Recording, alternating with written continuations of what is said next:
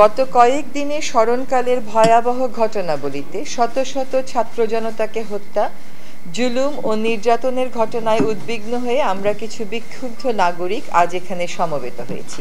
আন্দোলনরত শিক্ষার্থীদের উপর গত 16ই জুলাই থেকে পুলিশ সহ রাষ্ট্রের বিভিন্ন বাহিনী এবং তাদের পাশাপাশি সাংবিধানিক শপথ এবং আইন উপেক্ষা করে সরকারের কিছু মন্ত্রীর দায়িত্বহীন ও উস্কানিমূলক বক্তব্যেও প্রচারণায় তাদের আশীর্বাদপুষ্ট ছাত্র সংগঠনের কর্মীরা নজিরবিহীন সহিংস দমনপীড়নের তাণ্ডব চালিয়েছে। এতে 2 শতাধিক নাগরিক প্রাণ হারিয়েছেন, 6000-এর উপর নাগরিক গুরুতর আহত হয়েছেন, যার সংখ্যাগরিষ্ঠই সরকারি বেসরকারি বিশ্ববিদ্যালয়, বিভিন্ন স্কুল ও কলেজ পড়ুয়া ছাত্রছাত্রী এবং খেটে খাওয়া সাধারণ নাগরিক। এমন গুমট ও সংকটময় পরিস্থিতিতে দেশের বৃহত্তর স্বার্থে শিক্ষার্থীদের ভবিষ্যৎ ও সামগ্রিকভাবে শিক্ষাঙ্গনকে নিরাপদ ও শিক্ষামুখী রাখতে নিম্নোক্ত দাবিগুলো তুলে ধরছি। 1. কোটা সংস্কার আন্দোলনে police, RAB, answer, BGB, Chhatra League, Jubo League সহ সরকারি মদতপুষ্ট অস্ত্রধারীদের গুলি এবং নির্মম আঘাতে নিহত সকল মৃত্যুর সঠিক স্বচ্ছ তদন্ত হতে হবে এবং প্রকৃত দোষীর, তা সে যতই উচ্চ পদাধিকারী বা কোনো দলমতের হোক, সর্বোচ্চ আইনানুগ শাস্তি নিশ্চিত করতে হবে। 2. স্বাধীন, গ্রহণযোগ্য এবং বস্তুনিষ্ঠতার স্বার্থে প্রতিটি হতাহতের এবং আইন শৃঙ্খলা বাহিনীর অস্ত্রের ব্যবহার ও বল প্রয়োগের বিষয়ে জাতিসংঘের উচ্চ পর্যায়ের বিশেষজ্ঞদের তত্ত্বাবধানে তদন্ত হতে হবে। এই প্রক্রিয়া দ্রুততম সময়ের মধ্যে শুরু করতে হবে। আজকে আমরা গান শুনেছি মুক্তিযুদ্ধের সময়, একটি ফুলকে বাঁচাবো বলে যুদ্ধ করি। আজকে 6টা বাচ্চার ছবি যখন, শিশু বাচ্চার ছবি যখন বিভিন্ন জায়গায় ফেসবুকে দেওয়া হয়, 6টা ফুল ঝরে গেছে। বর্তমান সরকারে যারা আছেন, নাম নিচ্ছি না আপনাদের বুকের মধ্যে তো কোনো ক্রন্দন দেখি না, আপনাদের মধ্যে তো কোনো কষ্ট দেখি না। সারাক্ষণ স্থাপনার জন্য কষ্ট। এটা তো আমাদের টাকায় করা। আমরা কষ্ট পাবো, আমরা যন্ত্রণায় ভুগবো। আপনার তো মেট্রো রেলে চলতে হয় না, আপনারা তো রাস্তায় যাওয়ার সময় সমস্ত মানুষকে আটকে রাখেন বেআইনিভাবে। আজকে এই 6টা ফুল যে ঝরে গেছে, আজকে যে 19টা অপ্রাপ্ত বয়স্ক মানুষ মারা গেছে, আজকে 21 জনকে বেওয়ারিশ লাশ হিসেবে দাফন করা হয়েছে। আজকে কালকে দেখলাম একটা মাকে ভিডিওতে রাস্তার মধ্যে কাঁদতে কাঁদতে আছড়ে পড়ছে যে আমার ছেলেটা কোনো আন্দোলনে ছিল না, বাজার করতে গেছে, তাকে গ্রেফতার করা হয়েছে। এই সরকার কি সমস্ত তরুণ কিশোরদেরকে গ্রেফতার করবে? আপনারা যে লক্ষ লক্ষ তরুণ কিশোর ছাত্রের বিরুদ্ধে দাঁড়িয়েছেন, তাদের অভিভাবক আছে, তাদের পরিবার আছে, তাদের সমব্যথী মানুষ আছে। 71 সনের যুদ্ধে আমরা প্রমাণ করেছি, বাংলাদেশের হৃদয়ে গুলি করা হলে বাংলাদেশের প্রতিটা ঘর সেই যুদ্ধে যোগ দেয়। আজকে প্রতিটা ঘর থেকে ক্ষোভ, প্রতিটা ঘর থেকে সেই প্রতিরোধের আহ্বান। আপনারা এটাকে আর তুচ্ছ-তাচ্ছিল্য করেন না। কেন আন্দোলন হচ্ছে এগুলি বলে জাতির সাথে ঠাট্টা মশকরা করেন না। আন্দোলন হচ্ছে হত্যাকারীর বিচারের দাবিতে। গত 100 বছরের ইতিহাসে এই উপমহাদেশে এর কোনো নজির নেই। যে হত্যাযজ্ঞ চলেছে, এটা আমি 71-এর হানাদার বাহিনী যে নির্মম নিষ্ঠুর নির্যাতন চালিয়েছে, যেভাবে যে কায়দায়, আমরা কয়েকদিন সেই ধরনের নির্যাতন আমরা দেখেছি।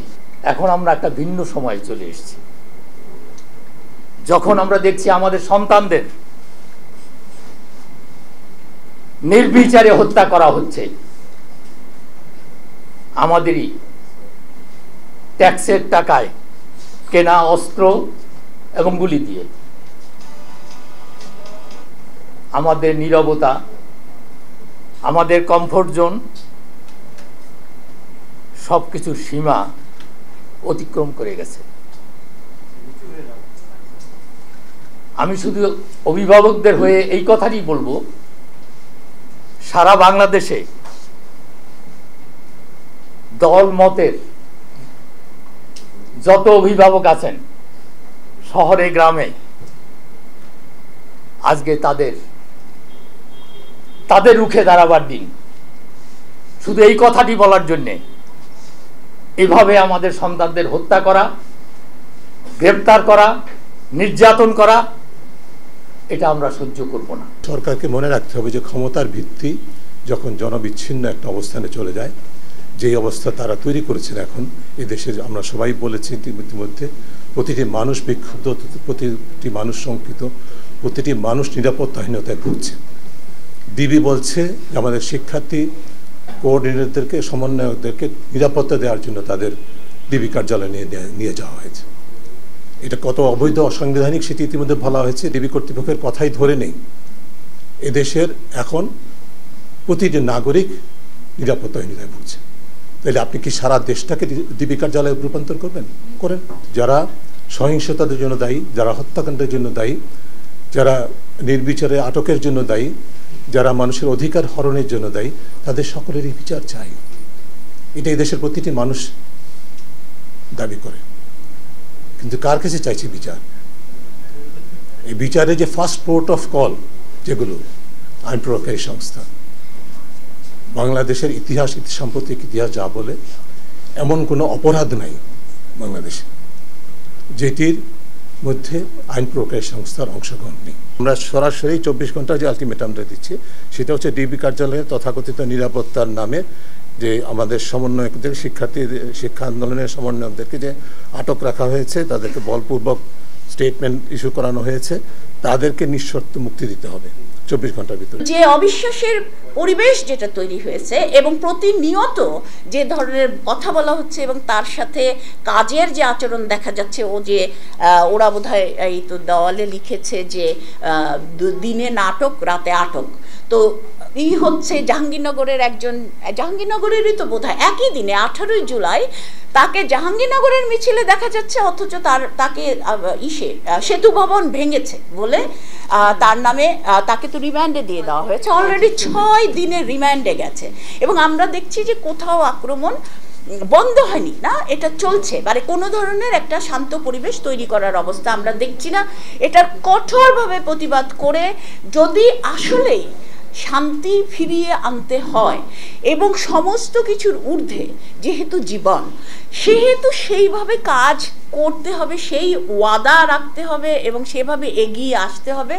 না হলে আসলে তো মানে এই কি বলবো, এই কোনো কিছুই, সব কিছুই অর্থহীন যদি শুধুমাত্র এটা মুখ চর্চায় আবদ্ধ থাকে, অন্যদিকে শিক্ষার্থীরা এভাবে বিপর্যস্ত হতে থাকেন।